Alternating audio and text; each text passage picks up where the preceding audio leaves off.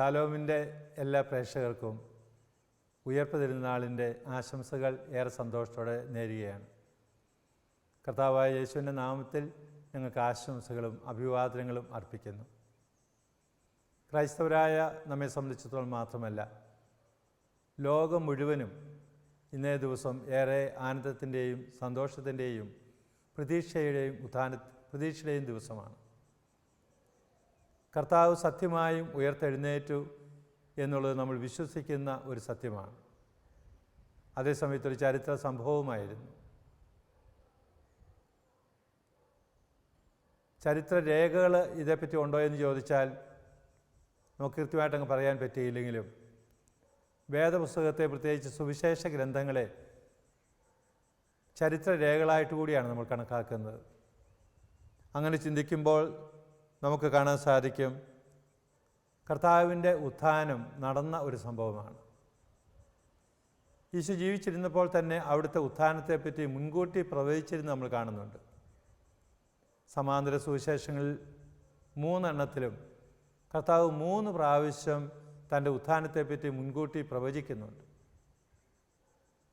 ആ പ്രവചനങ്ങളുടെ പൂർത്തീകരണമായിട്ടാണ് ഉയർപ്പ് തിരുനാൾ കടന്നു വരുന്നത്. കർത്താവ് സത്യമായി ഉയർത്തെഴുന്നേറ്റെന്ന കാര്യം യോഹന്നാന്റെ സുവിശേഷത്തിൽ 20-ാം അധ്യായത്തിൽ 1 മുതലുള്ള തിരുവചനങ്ങൾ നമ്മൾ വായിക്കുമ്പോൾ മഗ്ദലേന മറിയവും കൂട്ടത്തിലുണ്ടായിരുന്ന മറിയവും കർത്താവിൻ്റെ കല്ലറയിലേക്ക് പോകുന്ന കാര്യം നമ്മൾ കാണുന്നുണ്ട്. കർത്താവിൻ്റെ ശരീരത്തിൽ സുഗന്ധതൈലം പൂശുവാൻ വേണ്ടിയാണ് അവർ ചെന്നത്. പക്ഷേ കല്ലറകൾ തുറന്നു കിടക്കുന്നതും അവർ കുനിഞ്ഞു നോക്കിയപ്പോൾ കർത്താവിൻ്റെ ശരീരം കാണാത്ത സംഭവം നമ്മൾ വായിക്കുന്നുണ്ട്.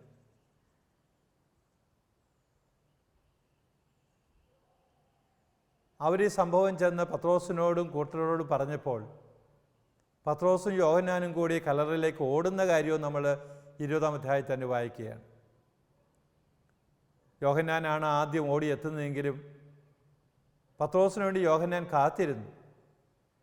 പത്രോസ് വന്ന് നോക്കി, കല്ലറ ഒഴിഞ്ഞു കിടക്കുകയാണ്. അവൻ്റെ ശരീരത്തിൽ വിരിച്ചിരുന്ന തുണി മാത്രമേ അവിടെ കിടപ്പുള്ളൂ. തലയിൽ കെട്ടിയിരുന്ന ആ തൂവാല കഷ്ണം മാറിക്കിടപ്പുണ്ട്. കർത്താവിൻ്റെ ശരീരം അവിടെ ഉണ്ടായിരുന്നില്ല. പുറകെ യോഹന്നാനും വന്ന് അത് നോക്കി കാണുകയാണ്, ഉറപ്പിക്കുകയാണ്. അവർക്ക് ബോധ്യമായി കർത്താവ് ഉയർത്തെഴുന്നേറ്റിരിക്കുന്നു. കുറച്ച് കഴിഞ്ഞ് മറിയം തോട്ടത്തിൽ കാത്തു നിൽക്കുകയാണ്, കരഞ്ഞും പ്രയാസപ്പെട്ടും. മാലാഖ വന്ന് അവരോട് സംസാരിക്കുന്ന രംഗം നമ്മൾ കാണുന്നുണ്ട്. തോട്ടക്കാരനാണെന്ന് കരുതിക്കൊണ്ട് അവൾ മാലാഖയോട് പറയും, നീ അവനെ എടുത്തുകൊണ്ട് പോയെങ്കിൽ അത് പറ, എവിടെയാണ് വെച്ചിരിക്കുന്നതെന്ന്, ഞങ്ങൾ അവനെ എടുത്തുകൊണ്ട് പോയിക്കൊള്ളാം.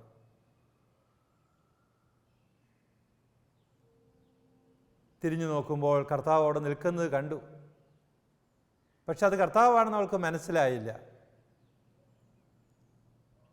തോട്ടക്കാരനാണെന്ന് കരുതിക്കൊണ്ട് അവനോടും ചോദിച്ചു, നീ അവനെ എടുത്തുകൊണ്ട് പോയത് എങ്ങോട്ടാണ്, ഞങ്ങൾക്ക് പറഞ്ഞു തരിക. കർത്താവ് അവൾ വിളിച്ചു, മറിയമെന്ന് വിളിച്ചു. ആ ശബ്ദം അവൾക്ക് സുപരിചിതമായിരുന്നു. അവൾ കർത്താവിനെ തിരിച്ചറിഞ്ഞു. കർത്താവ് അവളോട് പറഞ്ഞു, ഞാൻ നിങ്ങളുടെയും എൻ്റെയും പിതാവിൻ്റെ പക്കലേക്ക് കരയേറിയിട്ടില്ല. നിങ്ങൾ പോയി എൻ്റെ ശിഷ്യന്മാരോട് ഞാൻ ഉയർത്തെഴുന്നേറ്റിരിക്കുന്നു എന്ന് പറയുക. മഗ്ദലേന മറിയം ചെന്ന് അപ്പസ്തോലന്മാരുടെ പക്കൽ ചെന്ന് കർത്താവ് ഉയർത്തെഴുന്നേറ്റ കാര്യം പറയുന്നുണ്ട്. അപ്പോൾ ഇതിനോടകം തന്നെ അവർക്കും കർത്താവ് പ്രത്യക്ഷപ്പെട്ടിരുന്നു. അവരും ഇതേപ്പറ്റി പറഞ്ഞുകൊണ്ടിരിക്കുകയായിരുന്നു. പ്രിയമുള്ളവരെ, കർത്താവ് ഉയർത്തെഴുന്നേറ്റു എന്ന കാര്യം അപ്പസ്തോലന്മാരാണ് ലോകത്തെ മുഴുവൻ അറിയിക്കുന്നത്. യോഹന്നാന്റെ സുവിശേഷം 21-ാം അധ്യായത്തിലെ 24-ാമത്തെ വചനത്തിൽ പറയുകയാണ്, ഇതെല്ലാം കണ്ടവനാണ് ഇതെല്ലാം എഴുതിയിരിക്കുന്നത്. അവൻ എഴുതിയിരിക്കുന്നതെല്ലാം സത്യമാണെന്ന് അവൻ അറിയുകയും ചെയ്യുക. 4-ാം സുവിശേഷത്തിൻ്റെ ഗ്രന്ഥകർത്താവായ യോഹന്നാൻ പറയുകയാണ്, ആ യോഹന്നാനെ പറ്റിയാണ് പറഞ്ഞിരിക്കുന്നത്. ഇവൻ എഴുതിയിരിക്കുന്നതെല്ലാം സത്യമാണ് താൻ എഴുതിയിരിക്കുന്നതെന്ന് അവനെ അറിയുകയും ചെയ്യുക. പ്രിയമുള്ളവരെ, പിന്നീട് നമുക്ക് കാണാൻ സാധിക്കും, അപ്പസ്തോല നടപടിയിലേക്ക് വരുമ്പോൾ പത്രോസ്ലിഹായുടെ പ്രസംഗം അപ്പസ്തോല നടപടി ഗ്രന്ഥം 2-ാം അധ്യായത്തിലും 3-ാം അധ്യായത്തിലും നമ്മൾ വായിക്കുന്നുണ്ട്. പത്രോസിൻ്റെ പ്രസംഗമാണ്, ഒരു പ്രഭാഷണമാണ്. യേശുവിനെ പറ്റിയുള്ള ആദ്യത്തെ പ്രഭാഷണങ്ങൾ.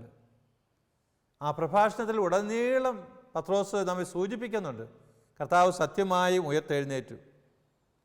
2-ാം അധ്യായത്തിലെ 24-ാമത്തെ വചനത്തിൽ പറയുകയാണ്, കർത്താവ് യേശുവിനെ ഉയർപ്പിച്ചു എന്ന് സൂചിപ്പിക്കുകയാണ്. 3-ാം അധ്യായത്തിലെ 15-ാമത്തെ വചനത്തിലും അപ്പസ്തോലന്മാരുടെ സാക്ഷി നമ്മൾ കാണുകയാണ്.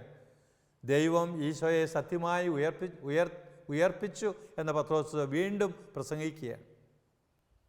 അപ്പോൾ അപ്പസ്തോലന്മാർക്കെല്ലാം കർത്താവ് ഉയർത്തു എന്നുള്ളത് ബോധ്യമായിരുന്നു. മാത്രമല്ല, ഈശോ അവർക്ക് പ്രത്യക്ഷപ്പെടുകയും ചെയ്തു. അപ്പസ്തോല നടപടി 4-ാം അധ്യായത്തിലെ 33-ാമത്തെ വചനം നമ്മളോട് പറയുന്നുണ്ട്, അവർ ചെന്നിടത്തെല്ലാം ശക്തിപൂർവം ഈശോയുടെ ഉത്ഥാനത്തിന് സാക്ഷ്യം വഹിച്ചു എന്നാണ് പറഞ്ഞിരിക്കുന്നത്. ഇതൊരു വിശ്വാസ സത്യം കൂടിയാണ്. നമ്മൾ ഈ ഉയർപ്പ് ദിവസം നമുക്ക് ഏറ്റുപറയാം, കർത്താവ് സത്യമായും ഉയർത്തെഴുന്നേറ്റു. പ്രിയമുള്ളവരെ, ഇന്നേ ദിവസം ഈ ഉയർപ്പ് തിരുനാളുമായി ബന്ധപ്പെട്ട് ഒരു 6 കാര്യം പറയാൻ ഞാൻ ആഗ്രഹിക്കുകയാണ്. ഞാൻ അങ്ങനെ പറയുന്നത് നിങ്ങളുടെ മനസ്സിൽ ഓർത്തിരിക്കാൻ വേണ്ടിയാണ്. കർത്താവിൻ്റെ ഉയർപ്പിനെ പറ്റി പറയുമ്പോൾ അന്ധകാര നിബിഡമായ ഒരു രാത്രിയിൽ, ഒരു യാത്രയ്ക്കിടയ്ക്ക് വഴിതെറ്റിപ്പോയ യാത്രക്കാരന് ഇനി എങ്ങോട്ട് പോകണമെന്ന് അറിയാതെ വിഷമിച്ച് നിൽക്കുമ്പോൾ ഒരു പ്രകാശം ഉദിക്കുന്നത് പോലെയാണ് സഭയുടെ ജീവിതത്തിൽ, അപ്പസ്തോല ജീവിതത്തിലെ കർത്താവിൻ്റെ ഉയർപ്പ് എന്ന് പറയുന്നതാണ് സത്യം. അതൊരു വലിയ പ്രകാശമായിരുന്നു. ഒരു നുറുങ്ങു വെട്ടം പോലെയായിരുന്നു കർത്താവിൻ്റെ ഉത്ഥാനം അവരുടെ ജീവിതത്തെ സംബന്ധിച്ചിടത്തോളം കാണാൻ സാധിക്കും. അപ്പസ്തോലന്മാർക്ക് കർത്താവിൻ്റെ ഉയർപ്പ് വലിയ വെളിച്ചമായിരുന്നു, പ്രകാശമായിരുന്നു. എല്ലാം അസ്തമിച്ചു, എല്ലാം തീർന്നു എന്ന് വിചാരിച്ചിരുന്ന നിമിഷത്തിലാണ് പെട്ടെന്നൊരു സൂര്യോദയം പോലെ, ഒരു പ്രകാശം ഉദിക്കുന്നത് പോലെ കർത്താവിൻ്റെ ഉത്ഥാനം കടന്നു വരുന്നത്. ലൂക്കായുടെ സുവിശേഷം 24-ാം അധ്യായത്തിൽ 13 മുതലുള്ള തിരുവചനം നമുക്ക് എല്ലാവർക്കും സുപരിചിതമാണ്. ക്ലെയോഫാസും കൂട്ടുകാരനും ജെറൂസലമിൽ നിന്ന് എമ്മാവുസിലേക്ക് യാത്ര പുറപ്പെടുകയാണ്. കർത്താവിൻ്റെ മരണം സംഭവിച്ചതിന് ശേഷമാണ് അവർ പോകുന്നത്. സ്വാഭാവികമായിട്ട് തിരുവചനം പറയുകയാണ്, അവിടെ കണ്ണുകൾ മൂടപ്പെട്ടിരുന്നു, അവരുടെ മുഖം മ്ലാനവധമായിരുന്നു. കണ്ണുകൾ മൂടപ്പെട്ട് മുഖം മ്ലാനവധമായിട്ട് എന്ന് പറഞ്ഞാൽ അത്രയ്ക്കും ദുഃഖവും സങ്കടവും പ്രയാസവും നിറഞ്ഞ് അവർ എമ്മാവുസിലേക്ക് പോവുകയാണ്. പ്രിയമുള്ളവരെ, നടന്ന സംഭവം നമുക്ക് എല്ലാവർക്കും അറിയാം. അങ്ങനെ പോകുമ്പോൾ കർത്താവ് തന്നെ അവരുടെ കൂടെ കൂടി. കർത്താവാണ് തങ്ങളുടെ കൂടെ ഉള്ളതെന്ന് അവർക്ക് മനസ്സിലായില്ല. യാത്ര അവർ പലതും പറഞ്ഞിങ്ങനെ പോകുന്നു. ഞാനതെല്ലാം വിശദീകരിക്കുന്നില്ല, നമുക്കെല്ലാം അറിയാവുന്ന കാര്യമാണ്. അവസാനം അവരുടെ കൂടെ താമസിക്കാൻ കർത്താവിനെ അവർ ക്ഷണിച്ചു. അവരൊരുമിച്ചിരുന്നു അത്താഴം കഴിക്കുവാനായി. കർത്താവിന് വേണ്ടി അവർ അത്താഴം ഒരുക്കി. അത്താഴം കഴിക്കുവാൻ ഇരുന്നപ്പോൾ അവിടുന്ന് അപ്പം എടുത്ത് വാഴ്ത്തിയ കാര്യം പറയുന്നുണ്ട്. അവിടെ കണ്ണുകൾ തുറന്നു, അവർ കർത്താവിനെ തിരിച്ചറിഞ്ഞു. പക്ഷെ അപ്പോഴത്തേക്കും അവിടുന്ന് അപ്രത്യക്ഷനായി. അവർ പരസ്പരം പറയുകയാണ്, വഴിയിൽ വെച്ച് അവർ നമ്മളോട് സംസാരിച്ചുകൊണ്ടിരുന്നപ്പോൾ നമ്മുടെ ഹൃദയം ജ്വലിക്കുകയായിരുന്നില്ലേ? നമ്മുടെ ഹൃദയം ജ്വലിക്കുകയായിരുന്നില്ലേ? അവർ കർത്താവിനെ തിരിച്ചറിയുകയായിരുന്നു. പടിപടിയായിട്ട് പതുക്കെ തിരിച്ചറിയുകയായിരുന്നു. വലിയ സന്തോഷ ആധിക്യം അവരിലേക്ക് കടന്നു വരികയാണ്. വലിയൊരു സന്തോഷം. അപ്പോൾ ഞാൻ പറഞ്ഞത് അതായിരുന്നു, ആ അന്ധകാരത്തിൻ്റെയും പ്രയാസത്തിൻ്റെയും നടുവിൽ കർത്താവ് ഉയർത്തെഴുന്നേറ്റു എന്നുള്ളത് ഒരു വലിയ സത്യം, ഒരു വലിയ പ്രകാശമായിട്ട് കടന്നു വരുന്നു. ലൂക്കായുടെ സുവിശേഷം നമ്മൾ വായിക്കുമ്പോൾ 24-ാം അധ്യായത്തിലെ 41-ാമത്തെ വചനത്തിൽ പറയുകയാണ്, കർത്താവ് ഉത്ഥാനത്തിന് ശേഷം അവർക്ക് പ്രത്യക്ഷപ്പെടുകയാണ്. കർത്താവ് പ്രത്യക്ഷപ്പെട്ട അവർക്ക് മനസ്സിലായില്ല, വിശ്വസിക്കാൻ പറ്റിയില്ല. തൻ്റെ കൈകളും തൻ്റെ കാലുകളും തിരുമുറിവുകളും എല്ലാം കർത്താവ് കാണിച്ചു കൊടുത്തു. തിരുവചനം പറയുകയാണ്, അവർ സന്തോഷ ആധിക്യത്താൽ അവിശ്വസിക്കുകയും ആശ്ചര്യപ്പെടുകയും ചെയ്തു.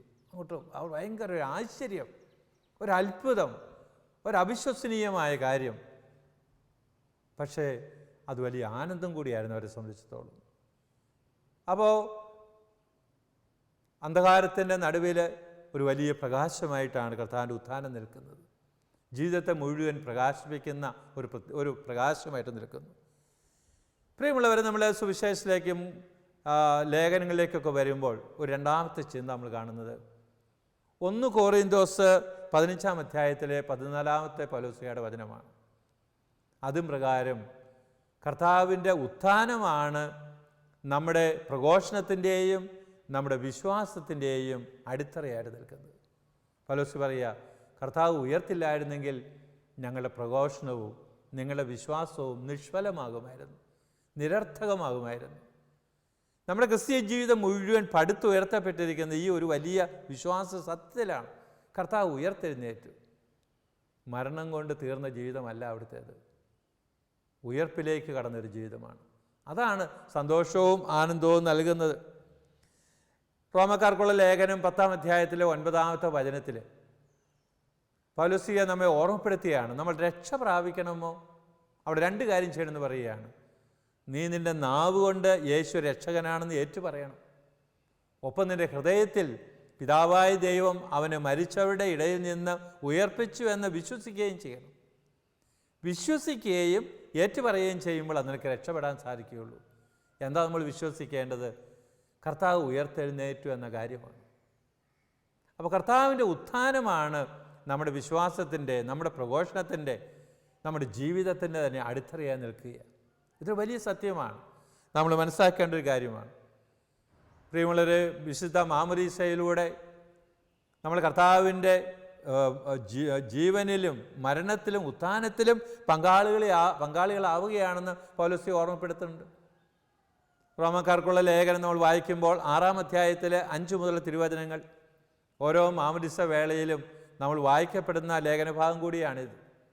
അവിടെ പറയുകയാണ്, കർത്താവിൻ്റെ നമ്മൾ മാമോദീസ സ്വീകരിക്കുമ്പോൾ, നമ്മളെ വെള്ളത്തിലേക്ക് മുക്കി ഉയർത്തുമ്പോൾ, അതായിരുന്നുള്ള സഭയുടെ ഒരു പാരമ്പര്യം. നമ്മൾ കർത്താവിനോട് കൂടി മരിക്കുന്നു, നമ്മുടെ പാപത്തിന് മരിക്കുന്നു. ഉയർത്തപ്പെടുമ്പോൾ കർത്താവിനോടുകൂടി നമ്മൾ ഉയർപ്പിക്കപ്പെടുകയാണ്, ജീവനിലേക്ക്, നിത്യതയിലേക്ക് ഉയർത്തപ്പെടുകയാണ് ചെയ്യുന്നത്. അപ്പോൾ അങ്ങനെ നോക്കുമ്പോൾ നമ്മുടെ ക്രിസ്തീയ ജീവിതം മുഴുവൻ ഈ കർത്താവിൻ്റെ ഉയർപ്പിൽ അടിത്തറയിട്ട് നിൽക്കുന്ന പോലെ നമുക്ക് കാണാൻ സാധിക്കും. പ്രിയമുള്ളവരെ, 3-ാമത്തെ ഒരു കാര്യം ഞാൻ പറയാൻ ആഗ്രഹിക്കുന്നത്, നമുക്കെല്ലാവർക്കും അറിവുള്ള കാര്യമാണ്, ഓർമ്മപ്പെടുത്തലാണ്. നമ്മളുടെ ക്രിസ്തീയ ജീവിതത്തിനും വ്യക്തി ജീവിതത്തിനും ഏറെ ആനന്ദവും സന്തോഷവും നൽകുന്നത് കർത്താവിൻ്റെ ഉയർപ്പാണ്. അത് അപ്പോസ്തലന്മാരുടെ ജീവിതത്തിൽ വളരെ പ്രകടമാണ്. സാധാരണക്കാരായ മനുഷ്യരെ അവർ കർത്താവിൻ്റെ കൂടെ കൂടിയപ്പോൾ കർത്താവ് പറഞ്ഞ കാര്യങ്ങളൊന്നും അവർക്ക് മനസ്സിലായിരുന്നില്ല. അതുകൊണ്ട് അവർക്ക് പ്രയാസവും ദുഃഖവും വരുന്ന കാര്യമൊക്കെ കർത്താവ് പറഞ്ഞപ്പോൾ അവരതിനെ എതിർത്തു. ഈശോയുടെ പീഡാസഹനത്തെപ്പറ്റിയും മരണത്തെപ്പറ്റിയും ഉത്ഥാനത്തെപ്പറ്റിയും ആദ്യമായിട്ട് ഈശോ പ്രവചിച്ചപ്പോൾ പത്രോസ് എതിർക്കുന്നതാണ് നമ്മൾ കാണുന്നത്. പത്രോസിനെ ഈശോ ശകാരിച്ചു, കഠിനമായ ഭാഷയില, സാത്താനെ ദൂരെ പോകൂ എന്ന് തന്നെ പറഞ്ഞു. നിന്റെ ചിന്ത മാനുഷികമാണ്, എൻ്റെ പോലെ അല്ല. അതുകൊണ്ട് അപ്പോസ്തലന്മാർക്കൊന്നും തന്നെ അത് മനസ്സിലായിരുന്നില്ല. പക്ഷെ പടിപടിയായിട്ട് അവർക്കത് മനസ്സിലാകാൻ തുടങ്ങി എപ്പോഴാണ്? കർത്താവിൻ്റെ ഉത്ഥാനത്തിന് ശേഷം പരിശുദ്ധാത്മാവ് അവരുടെ മേൽ എഴുന്നള്ളി വന്നപ്പോഴാണ്. ഉത്ഥാനമാണ് അവർക്ക് ആനന്ദം കൊടുത്തത്, സന്തോഷം കൊടുത്തത്. ഞാൻ മറ്റൊരു ചിന്ത കൂടി നിങ്ങളിലേക്ക് കൊണ്ടുവരാൻ ആഗ്രഹിക്കുക. സുവിശേഷങ്ങളിൽ എനിക്ക് ഏറ്റവും ഇഷ്ടപ്പെട്ട ഒരു ഭാഗമാണ് യോഹന്നാൻ്റെ സുവിശേഷം 21-ാം അധ്യായമാണ്. ഞാനൊക്കെ തലശ്ശേരി മൈനർ സെമിനാരിയിൽ 63-65 വർഷങ്ങളിൽ പഠിക്കുമ്പോൾ അന്ന് നമ്മുടെ കോഴിക്കോട് സർവകലാശാലയുടെ പ്രോ വൈസ് ചാൻസലറായിരുന്ന പ്രൊഫസർ KC ചാക്കോ വന്ന് സംസാരിക്കുന്നതൊക്കെയാണ്. അദ്ദേഹം പലപ്പോഴും പറഞ്ഞിട്ടുണ്ട്, അദ്ദേഹം നമ്മുടെ അഭിമന്യു വള്ളോപ്പിലെ പിതാവിൻ്റെ ഒരു സുഹൃത്തായിരുന്നു. പിതാവ് അദ്ദേഹത്തെ കൂട്ടിക്കൊണ്ടുവരുമായിരുന്നു ഞങ്ങളോട് സംസാരിക്കാനായിട്ട്. അദ്ദേഹം പറഞ്ഞ് ഓർക്കുകയാണ്, സുവിശേഷങ്ങളിൽ വെച്ച് എന്നെ ഏറ്റവും ആകർഷിച്ച ഒരു സുവിശേഷ ഭാഗമാണ് യോഹന്നാൻ്റെ സുവിശേഷം 21-ാം അധ്യായം. അന്നൊന്നും അതിൻ്റെ അർത്ഥം എനിക്ക് വലിയ പിടികിട്ടിയിരുന്നില്ല. പക്ഷെ പിന്നീട് ഞാൻ ചിന്തിച്ചു നോക്കിയപ്പോൾ എൻ്റെ തുടർന്നുള്ള ജീവിതത്തിലും പൗരോഹിത്യ ജീവിതത്തിലും ഒത്തിരിയേറെ ആനന്ദവും ആശ്വാസവും സന്തോഷവും നൽകിയ ഒരു തിരുവചന ഭാഗമാണ്. ഇവിടെ നമ്മൾ കാണുന്നത് എന്താണ്?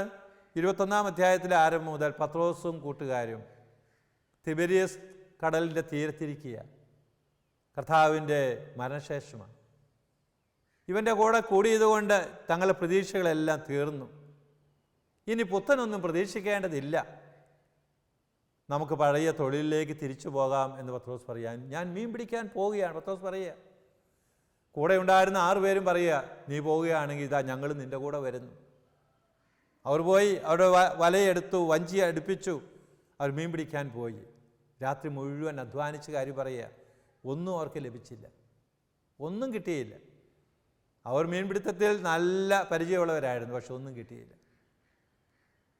പ്രഭാതമായപ്പോൾ തങ്ങളുടെ വള്ളവും അടുപ്പിച്ച് വലയൊക്കെ അടുപ്പിച്ച് കരയ്ക്കടുക്ക് വരാൻ നേരത്ത് അവിടെ ആരോ നിൽക്കുന്നത് കണ്ടു.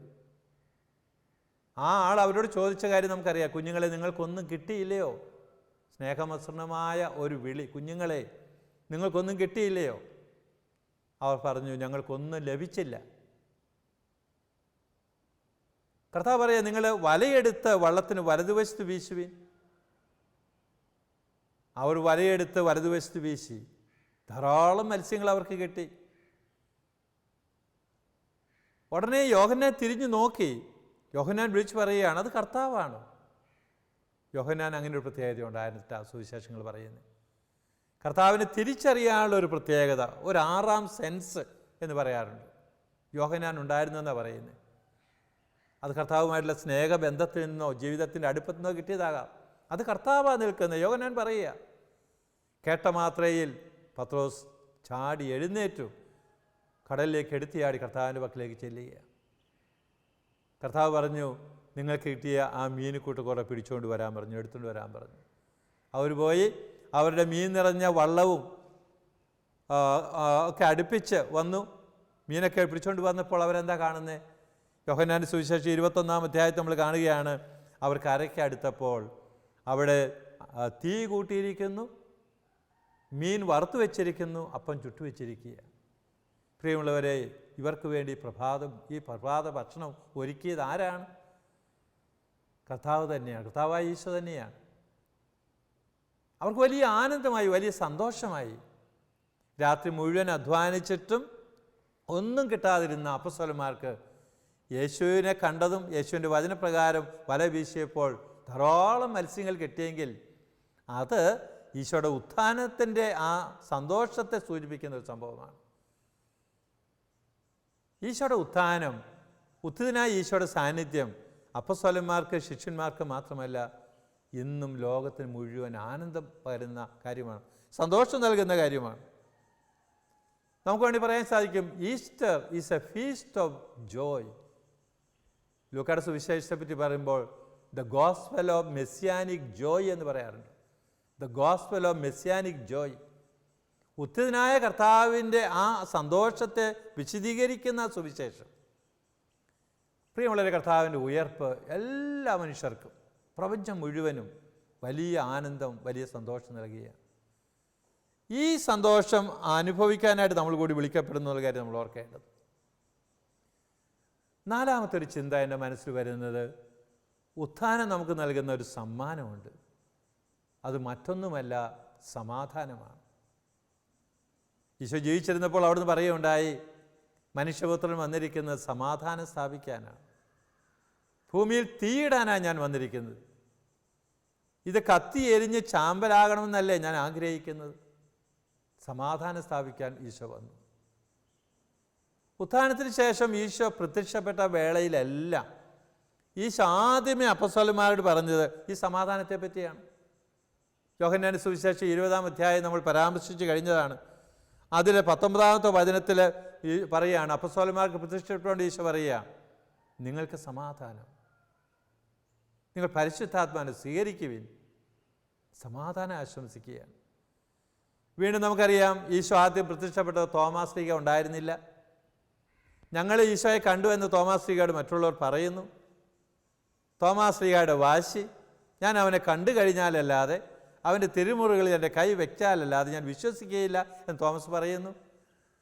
വീണ്ടും കർത്താവ് തോമസ് കൂടി ഉള്ളപ്പോൾ അവർക്ക് പ്രത്യക്ഷപ്പെടുകയാണ്.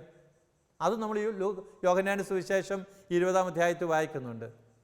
27-ാമത്തെ വചനത്തിൽ പറയുക, അങ്ങനെ പ്രത്യക്ഷപ്പെട്ടിട്ട് ഈശോയോട് പറയുക, നിങ്ങൾക്ക് സമാധാനം എന്ന് ആശംസിച്ച് പറഞ്ഞു കഴിഞ്ഞിട്ടേ തോമസ് ലീഗയെ വിളിക്കുന്നുള്ളൂ. ഉത്ഥിതനായ കർത്താവ് നമുക്ക് നൽകുന്നത് ആ സമാധാനമാണ്. The joy and the peace of Easter നമ്മൾ ആശംസിക്കാറുണ്ടല്ലോ. ഉത്ഥാനത്തിൻ്റെ സന്തോഷവും സമാധാനവും ഉണ്ടാകട്ടെ എന്ന് നമ്മൾ ആശംസിക്കുന്നു. സമാധാനം നൽകുവാൻ വന്ന കർത്താവ് താനാണ് സമാധാന ദാതാവെന്ന് വളരെ വ്യക്തമാക്കിയാണ് തൻ്റെ ഉത്ഥാനത്തിലൂടെ ചെയ്യുന്നത്. അപ്പോൾ ഉയർപ്പ് തിരുനാൾ വലിയൊരു ആനന്ദം, വലിയൊരു സമാധാനം നമ്മുടെ മനസ്സിലേക്ക് തരും. പ്രിയമുള്ളവരെ, ഈ സമാധാനം കരസ്ഥമാക്കണമെങ്കിൽ നമ്മൾ എന്ത് ചെയ്യണം? സമാധാന ദാതാവായ കർത്താവിനോട് ചേർന്ന് നിൽക്കണം. നമ്മൾ ഒട്ടിച്ചേർന്ന് നിൽക്കണം. നമ്മൾ അതിനാണ് കർത്താവ് നമ്മൾ വിളിക്കുന്നത്. തൻ്റെ വചനങ്ങൾ വായിക്കാനും കൂദാശകൾ സ്വീകരിക്കാനും സർവോപരി വിശുദ്ധ കുർബാനയിലൂടെ നമ്മളുമായിട്ട് ഒന്നായിത്തീരാനും ഒക്കെ കർത്താവ് ആഗ്രഹിക്കുന്നു. കർത്താവിനോട് ചേർന്ന് നിൽക്കുമ്പോഴാണ് നമുക്ക് സമാധാനം ലഭിക്കുക. പ്രിയമുള്ളവരെ, ഉത്ഥാനത്തിൻ്റെ മറ്റൊരു കാര്യത്തെപ്പറ്റി കൂടി നമുക്ക് ചിന്തിക്കാം. ഉയർത്തെഴുന്നേറ്റ കർത്താവിൻ്റെ ഉത്ഥാനം നമ്മളോട് പറയുന്ന ഒരു വലിയ സത്യം, ഉത്ഥിതനായവൻ എപ്പോഴും നമ്മുടെ കൂടെയുണ്ടെന്നുള്ളതാണ്. അവിടുന്ന് എപ്പോഴും നമ്മുടെ കൂടെയുണ്ട്. മത്തായിയുടെ സുവിശേഷത്തിലെ അവസാനത്തെ വാചകം നമുക്ക് എല്ലാവർക്കും അറിയാവുന്ന 28:20, യുഗാന്ത്യം വരെ ഞാൻ നിങ്ങളുടെ കൂടെ ഉണ്ടായിരിക്കും. ലോകാവസാനത്തോളം ഞാൻ നിങ്ങളുടെ കൂടെ ഉണ്ടായിരിക്കും. കർത്താവ് ഇത് ഒരു മൊത്തത്തിൽ പറയുന്ന കാര്യമല്ല. നമ്മൾ ഓരോ വ്യക്തിയോട് പറയാം, ഞാൻ നിൻ്റെ ജീവിതത്തിൻ്റെ അന്ത്യം വരെ നിൻ്റെ കൂടെ ഉണ്ടാകും. ഭയപ്പെടേണ്ട, ഞാൻ നിന്നോട് കൂടെയുണ്ട്. ജീവിച്ചിരുന്നപ്പോൾ എത്രയോ പ്രാവശ്യം കർത്താവ് ആവർത്തിച്ച വചനങ്ങളാണിത്. ഉത്ഥിതനായ കർത്താവ് നമ്മുടെ കൂടെയുണ്ട്. നമ്മൾ സാധാരണ പറയുന്നത് ഒരു വെളിപ്പാട് അകലെ, കൈ നീട്ടിയാൽ പിടികെട്ടത്തക്കവണ്ണം അടുത്താ നിൽക്കുന്ന അവിടെ. ഇത് നമ്മുടെ ജീവിതത്തിന് ഒത്തിരി ശക്തി പകരുന്നതാണ്. നമ്മുടെ ജീവിതത്തിൻ്റെ പരിവർത്ത യാഥാർത്ഥ്യങ്ങളിലൂടെ ക്ലേശങ്ങളിലൂടെയൊക്കെ മുന്നേറുമ്പോൾ പലപ്പോഴും പലതിനും നമുക്ക് അർത്ഥം മനസ്സിലാകാതെ വരുമ്പോൾ എങ്ങോട്ടാ പോകേണ്ടത്, എന്താ ചെയ്യേണ്ടതെന്നൊക്കെ വിഷമിക്കുമ്പോൾ അവിടുന്ന് അടുത്ത് നിന്നുകൊണ്ട് ശക്തി പകരാനുണ്ട്.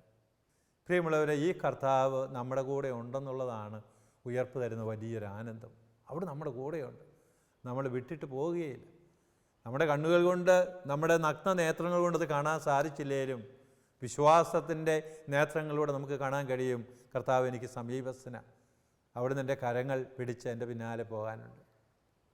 ഫുട് പ്രിൻറ്റിൻ്റെ മനോഹരമായ കഥ അതാണല്ലോ പറയുന്നത്. ജീവിത സായനത്തിൽ കടലോരത്തോടെ നടന്നു പോകുന്ന മനുഷ്യൻ്റെ കാര്യം പറയുന്നില്ലേ? അവൻ തൻ്റെ ജീവിതത്തിൻ്റെ പുറകോട് തിരിഞ്ഞു നോക്കിയപ്പോൾ തൻ്റെ ജീവിതയാത്രയുടെ കാൽപാദങ്ങളൊക്കെ ആ കടത്തീരത്ത് പതിഞ്ഞവൻ കണ്ടു. അവൻ തൻ്റെ ജീവിതത്തിൻ്റെ ഓരോ സന്ദർഭങ്ങളിൽ നിന്ന് പുറകോട് തിരിഞ്ഞ് നോക്കാൻ തുടങ്ങി. അവൻ്റെ ജീവിതത്തിൽ വിഷമതകളും പ്രയാസങ്ങളും ഒക്കെ ഉണ്ടായിരുന്നപ്പോൾ അവൻ കാണുന്നത് എന്താ? 2 പേരുടെ കാൽപാദങ്ങൾ പതിഞ്ഞിരിക്കുന്നതായിട്ട് കാണും. അപ്പോൾ അവന് ബോധ്യം വന്നു, എൻ്റേത് മാത്രമല്ല, കർത്താവിൻ്റെ കാൽപാദങ്ങൾ കർത്താവിൻ്റെ കൂടെ ഉണ്ടായിരുന്നു. അവൻ ആലോചിച്ചു, തൻ്റെ ജീവിതത്തിലെ ഏറ്റവും വിഷമം നിറഞ്ഞ പ്രയാസപ്പെട്ട നിമിഷങ്ങളിൽ തിരിഞ്ഞു നോക്കിയപ്പോൾ 2 പാദങ്ങളെ കാണുന്നുള്ളല്ലോ, മറ്റ് 2 പാദങ്ങൾ ഞാൻ കാണുന്നേയില്ല. അപ്പോൾ അവൻ വിചാരിക്കുക, ഏറ്റവും പ്രയാസപ്പെട്ട നിമിഷം കർത്താവ് എന്നെ വിട്ടിട്ട് പൊക്കളഞ്ഞോ, ഞാൻ തനിയായിപ്പോയോ? അപ്പോൾ ദൈവിക ചിന്ത അവൻ്റെ മനസ്സിലേക്ക് വന്നിട്ട് കർത്താവിന് വചനം പറയുകയാണ്, പ്രിയമുള്ള മകനെ, ആ നിമിഷങ്ങളിൽ നീ എൻ്റെ തോളിലാണ് നിന്നിരുന്നത്. പുറകോട്ട് തിരിഞ്ഞ് നോക്കിയപ്പോൾ നീ കണ്ട പാദങ്ങൾ നിൻ്റെ പാദങ്ങളല്ല, അതെൻ്റെ പാദങ്ങളായിരുന്നു. നീ ആ സമയത്ത് എൻ്റെ തോളിലാണ് ഇരുന്നിരുന്നത്. അപ്പോൾ ഈ കഥ മനോഹരമായ കഥയാണ്. നമ്മുടെ എല്ലാവരും ചിന്തിപ്പിക്കുന്ന, നമുക്ക് പ്രചോദനം നൽകുന്ന ഒരു കഥയാണ്. പ്രയാസങ്ങളുടെയും ക്ലേശങ്ങളുടെയും എല്ലാം നടുവിൽ കർത്താവ് നമ്മുടെ കൂടെ നടക്കുകയല്ല, പിന്നെയോ അവിടുത്തെ തോളിൽ അവിടെ നമ്മളെ സംഭവിക്കുകയും ചെയ്യുന്നത്. ഇതാണ് ഉയർത്തിരുന്നാളിൻ്റെ കാര്യം. കർത്താവ് നമ്മുടെ കൂടെയുണ്ട്. അവസാനമായി ഞാൻ പറഞ്ഞൊരു ചിന്ത, 6ാമതായിട്ട് ഞാൻ സൂചിപ്പിച്ചത്, കർത്താവിൻ്റെ ഉത്ഥാനമാണ് നമ്മുടെ സഹനങ്ങൾക്ക് അർത്ഥം നൽകുന്നത്. ഈശോയുടെ ജീവിതത്തിൽ തന്നെയും യോഹന്നാന്റെ സുവിശേഷം വായിക്കുമ്പോൾ 12ാം അധ്യായത്തിന് മുമ്പ് ഈശോയുടെ ജീവിതത്തെ പല സംഭവങ്ങൾ നടക്കുമ്പോൾ, അവിടുത്തെ പിടികൂടാൻ ശത്രുക്കൾ ശ്രമിച്ചപ്പോൾ, കല്ലെറിയാൻ ശ്രമിച്ചപ്പോൾ കർത്താവ് അവരുടെ ഇടയിൽ നിന്ന് അപ്രത്യക്ഷനാവുന്നുണ്ട്. എന്നിട്ട് തിരുവചനം പറയും, അവൻ്റെ സമയമായില്ല എന്ന് പറയും. പക്ഷേ യോഹന്നാന്റെ സുവിശേഷം 12ാം അധ്യായം മുതൽ നമ്മൾ മുന്നോട്ട് വായിക്കുമ്പോൾ അവൻ്റെ സമയമായി എന്നാണ് പറഞ്ഞിരിക്കുന്നത്. ഗ്രീക്കുകാർ അവനെ അന്വേഷിച്ച് വരുന്ന സമയം, അന്ത്യ അത്താഴവേളയിൽ യൂദാസിൻ്റെ കയ്യിലേക്ക് അപ്പം കൊടുക്കുന്ന സമയത്തൊക്കെ തൻ്റെ സമയമായി എന്ന് പറയും. ആ സമയം എന്താണ്? പീഡാസഹനമാണ്, മരണമാണ്. കർത്താവിൻ്റെ പീഡാസഹനവും മരണവും അവിടെ കൊണ്ട് ഈശോയുടെ ജീവിതം തീരുന്നില്ല. പിതാവേ, കഴിയുമെങ്കിൽ പാനപാത്രം എന്നിൽ നിന്ന് മാറ്റിത്തരണമേ എന്ന് പ്രാർത്ഥിക്കുന്ന ഈശോ ഗെത്സേമനയിൽ, എൻ്റെ ദൈവമേ, എൻ്റെ ദൈവമേ, എന്തുകൊണ്ട് നീ എന്നെ ഉപേക്ഷിച്ചു എന്ന് കുരിശിൽ കിടന്നുകൊണ്ട് പ്രാർത്ഥിക്കുന്ന ഈശോയുടെ ജീവിതം അത് അവിടെ അങ്ങ് തീർന്നിരുന്നെങ്കിലോ? അത് നമ്മുടെ വിശ്വാസത്തെ സ്പർശിക്കുമായിരുന്നു, വിശ്വാസത്തെ കുലുക്കിക്കളയുമായിരുന്നു. പക്ഷേ ഈശോയുടെ മരണത്തിനപ്പുറത്ത് ഉത്ഥാനം വന്നപ്പോൾ, ഇതാ അങ്ങേ കരങ്ങളിലേക്ക് ഞാൻ സർവ്വതും സമർപ്പിക്കുന്നു എന്ന് പറഞ്ഞുകൊണ്ട് പിതാവിൻ്റെ കരങ്ങളിലേക്ക് ഈശോ തൻ്റെ ജീവിതം വിട്ടുകൊടുത്തപ്പോൾ ആ ജീവിതം മുഴുവനും മഹത്വം നൽകിയത് ഈശോ ഉത്ഥാനമാണ്. ഫിലിപ്പിയർക്കുള്ള ലേഖനത്തിൽ അതുകൊണ്ടാണ് പൗലോസ് പറയുന്നത്, ഉത്ഥാനശേഷമുള്ള കർത്താവിന് പിതാവ് ഏറ്റവും ശ്രേഷ്ഠമായ നാമം കൊടുത്തു എന്നാണ് പറഞ്ഞിരിക്കുന്നത്. എന്തിനു വേണ്ടിയാണ്? എല്ലാ മുട്ടുകളും അവൻ്റെ മുമ്പിൽ മുട്ടുകുത്താൻ, എല്ലാ നാവുകളും യേശു കർത്താവാണെന്ന് ഏറ്റുപറയാൻ. ഉത്ഥിതനായ കർത്താവിനെയാണ് ലോകം മുഴുവൻ കർത്താവേ എന്ന് വിളിക്കുന്നത്. ഉത്ഥിതനായ ഈശോയാണ്. He's the lord. ജീവൻ്റെ മേലും മരണത്തിൻ്റെ മേലും ആധിപത്യം ഉറപ്പിച്ച കർത്താവ്. പ്രിയമുള്ളവരെ, കർത്താവിൻ്റെ ഉയർപ്പ് നമ്മുടെ ജീവിത ക്ലേശങ്ങൾക്കും പ്രയാസങ്ങൾക്കും അർത്ഥം നൽകുകയാണ്. പലപ്പോഴും നമ്മളും ചിന്തിച്ചു പോകാറില്ലേ, ഈ വേദനകളുടെയൊക്കെ അർത്ഥം എന്താ? ഈ തീരാ രോഗത്തിൻ്റെ അർത്ഥം എന്താ? ക്ലേശഭൂയിഷ്ടമായ ഈ ജീവിതത്തിൻ്റെ അർത്ഥം എന്താ? ആ അർത്ഥം കണ്ടെത്തുന്നത് കർത്താവിൻ്റെ കുരിശുമരണത്തിലും അതിനുശേഷം വരുന്ന ഉത്ഥാനത്തിലുമാണ്. ഇതാണ് ഉത്ഥാനം നമുക്ക് നൽകുന്ന വലിയ ആശ്വാസം, വലിയ ശക്തി. ഞാൻ അവസാനിപ്പിക്കുകയാണ്. പ്രിയമുള്ളവരെ, ഈ ഉയർപ്പ് തിരുനാൾ ദിവസം, ഉയർപ്പ് തിരുനാളിൻ്റെ മംഗൾ ഒരിക്കൽ കൂടി നിങ്ങൾക്ക് നേരട്ടെ. കർത്താവിൻ്റെ ഉയർപ്പാണ് അന്ധകാര നിബിഡമായ രാത്രിയിലെ പ്രകാശമായി നമ്മുടെ മുമ്പിൽ നിൽക്കുന്നത്. കർത്താവിൻ്റെ ഉയർപ്പാണ് നമ്മുടെ വിശ്വാസ സത്യത്തിൻ്റെ, വിശ്വാസ ജീവിതത്തിൻ്റെ അടിത്തറ. കർത്താവിൻ്റെ ഉയർപ്പാണ് സന്തോഷവും ആശ്വാസവും ആനന്ദവും നമുക്ക് നൽകുന്നത്. സമാധാനവും ഉത്ഥിതനായ കർത്താവിൻ്റെ കൂടെ ജീവിക്കുമ്പോൾ നമുക്ക് നൽകുന്നത്. കർത്താവിൻ്റെ ഉത്ഥാനം നമുക്ക് നൽകുന്ന വലിയ സമ്മാനമാണ് ഈ സമാധാനം എന്നുകൂടി നമുക്ക് കണക്കാക്കേണ്ടതുണ്ട്. ഒപ്പം നമുക്കറിയാം, ഉത്ഥിതനായ കർത്താവ് എപ്പോഴും നമ്മുടെ കൂടെ നിൽക്കുന്നവനാണ്. നമ്മുടെ കണ്ണുകൾക്ക് കാണത്തില്ലേലും നമ്മുടെ അദൃശ്യമായ കണ്ണുകൾക്ക്, വിശ്വാസത്തിൻ്റെ കണ്ണുകൾക്ക് കണ്ടെത്താൻ കഴിയും കർത്താവിനെ. കർത്താവിൻ്റെ ഉയർപ്പ് ജീവിത ക്ലേശങ്ങളുടെ നടുവിൽ പ്രത്യാശ നൽകുന്നതാണ്. ഈ ക്ലേശങ്ങൾക്കും പ്രയാസങ്ങൾക്കും മരണത്തിനും അപ്പുറം ഒരു നിത്യജീവനുണ്ട് എന്ന് കർത്താവിൻ്റെ ഉയർപ്പ് നമ്മളെ പഠിപ്പിക്കുന്നു. ഒരിക്കൽ കൂടി നിങ്ങൾക്ക് ഈ ഉയർപ്പ് തിരുനാളിൻ്റെ എല്ലാ ആശംസകളും നേരുന്നു. ഉത്ഥിതനായ കർത്താവ് നിങ്ങളുടെ കൂടെ നിന്ന് നിങ്ങളെയും നിങ്ങളുടെ കുടുംബങ്ങളെയും അനുഗ്രഹിക്കട്ടെ. ഒപ്പം ഈ ശാലോം TV-യുടെ പ്രേക്ഷകരായ എല്ലാവർക്കും ഉത്ഥിതനായ കർത്താവിൻ്റെ ആശംസയും സമാധാനവും ആശംസിക്കുകയും ചെയ്യുന്നു.